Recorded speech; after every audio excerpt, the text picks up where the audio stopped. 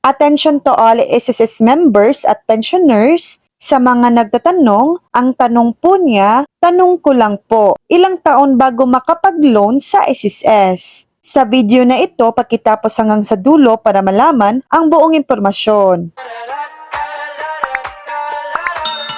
Minimum contributions para maka-loan sa SSS. Ang eligibility para makapag-loan sa SSS ay hindi nakabase sa bilang ng taon na naguhulog ka, kundi sa bilang ng buwan ng contributions na naibayad mo. Iba-iba ang requirements, depende sa uri ng loan na iyong ina-applyan. SSS salary loan, kailangan ay nakapagbayad ka ng at least 36 monthly contributions, kung saan 6 dito ay dapat bayad sa loob ng 12 months bago ang buwan ng iyong pag-a-apply. SSS Calamity Loan, kailangan ay nakapagbayad ka ng at least 36 monthly contributions. SSS Housing Loan, ito ay may mas mahabang contribution, period requirement, kailangan ay nakapagbayad ka ng at least 24 monthly contributions. SSS Pension Loan, para sa mga pensioners, kailangan ay aktibo silang tumatanggap ng pensyon. Mahalagang tandaan, contribution history, ang mahalaga